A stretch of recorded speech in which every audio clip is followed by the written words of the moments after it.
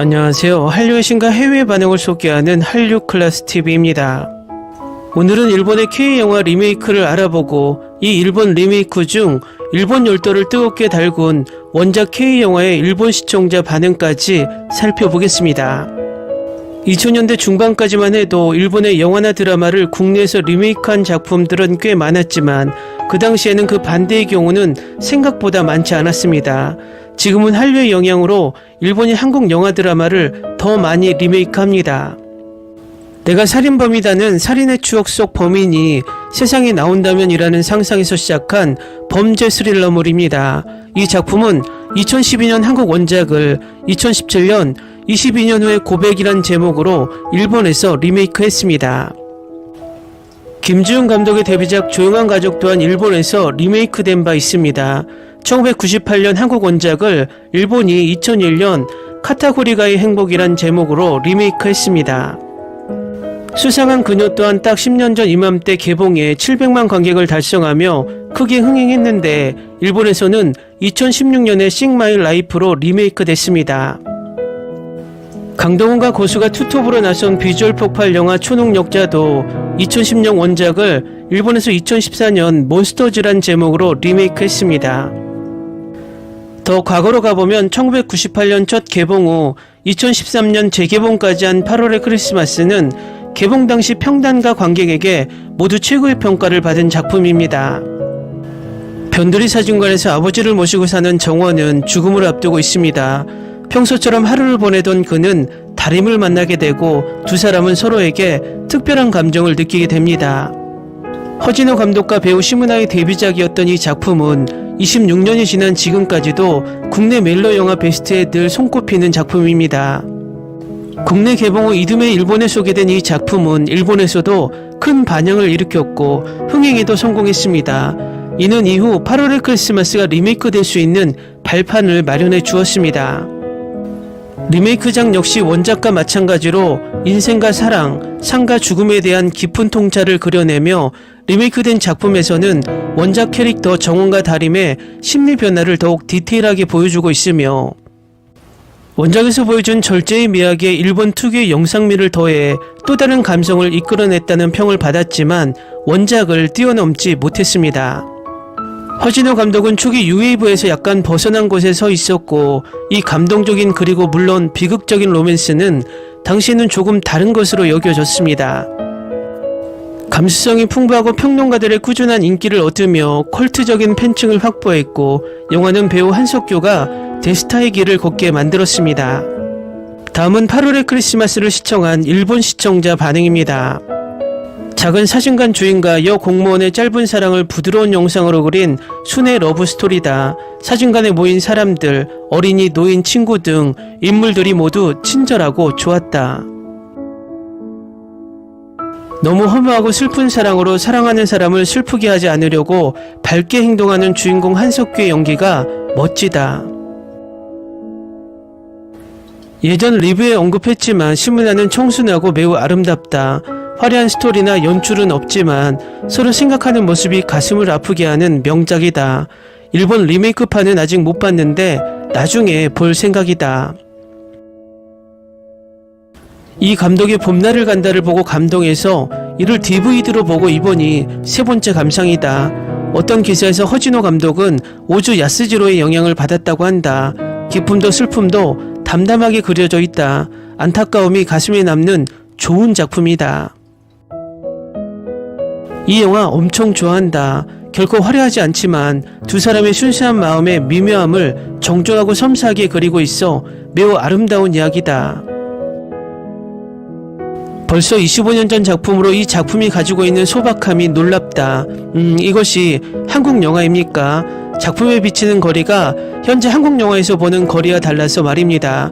25년 동안 서울은 눈부시게 도시화되었다. 이 작품은 한국 영화라기보다는 현대 대만 영화에 가까운 소박함과 로컬 아시아 공기가 감돌지만 무시할 수 없는 명작이다.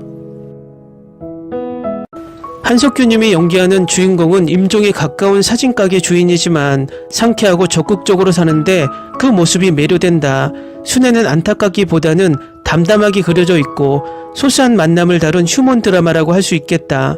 그리고 휴대전화가 보급되지 않는 시대라 성립되는 이야기일까.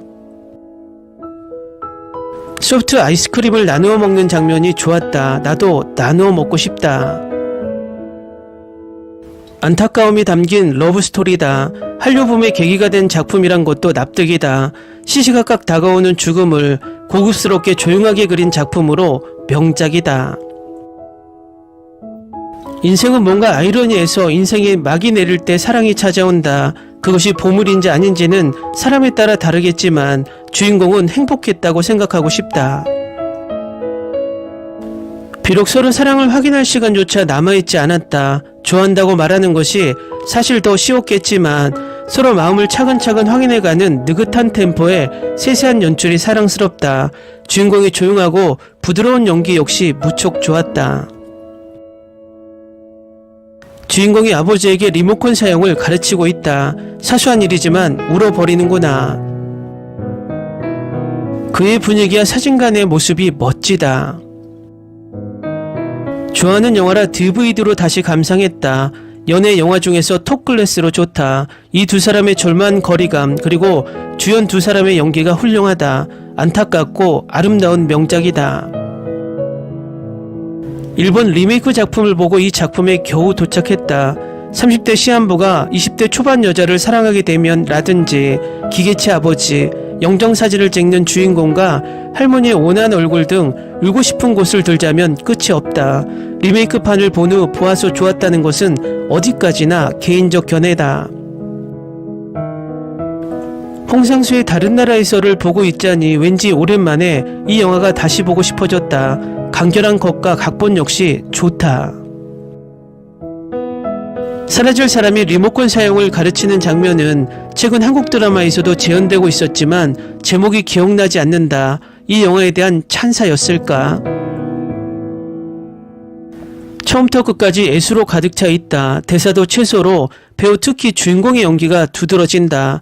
나도 부드럽고 심플하고 사려 깊은 사람이 되고 싶다. 옛 한국 영화 좋다. 이 작품은 내 속의 베스트 5 작품이다. 일본에도 리메이크 되어 있지만 역시 오리지널이 좋다. 한석규 시문화 최고다. 디지털 카메라 스마트폰이 없는 부드러운 시대이기 때문에 태어날 수 있는 순수한 비련 영화다.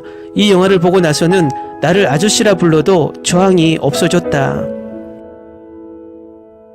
안타까운 사랑 이야기다. 휴대폰이 보급되지 않는 시대에 사랑을 직접 말로 하지 않고 점차 거리를 좁혀가는 남녀의 모습이 흐뭇하다. 그만큼 영상도 음악도 느긋한 분위기로 좋았다. 영화의 주인공 배우의 장점이 배어 나온다. 마음을 전하고 싶은데 전할 수 없는 안타까운 기분을 나도 잘 안다. 그 마음에 저절로 눈물이 난다. 지금은 잊혀져 버린 소박한 러브스토리로 시나리오를 무척 좋아한다. 역시 한석규는 부드러운 역이 어울린다. 최근 악역도 해낸 분위기인데 그냥 평범한 사람 역에 가장 위력을 발휘한다고 생각한다. 나는 주인공과 같은 입장이 된다면 그 고통을 숨기고 그렇게 온화할 수 있을까? 무리겠지요. 댓글 반응 잘 보셨나요? 이 영화는 일본 감성에 딱 맞는 듯한 영화 같기도 합니다. 정말 잔잔하지만 가슴에 아직도 남아있는 명작 영화입니다. 한류 클래스TV는 한류 외신과 해외 반응을 꾸준히 쫓아가 보겠습니다. 재밌게 잘 보셨나요? 여러분의 구독, 좋아요, 댓글, 알림 설정은 컨텐츠 제작에 큰 힘이 됩니다. 그리고 항상 하시는 일마다 대박 나시고 행복하시길 바랍니다.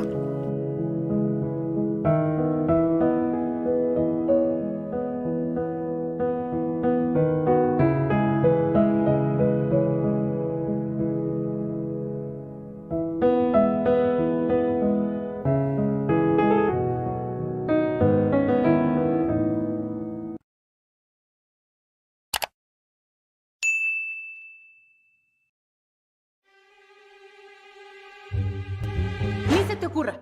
Olvida el ganso y los tomates. No hables de las ballenas. No es un acuario.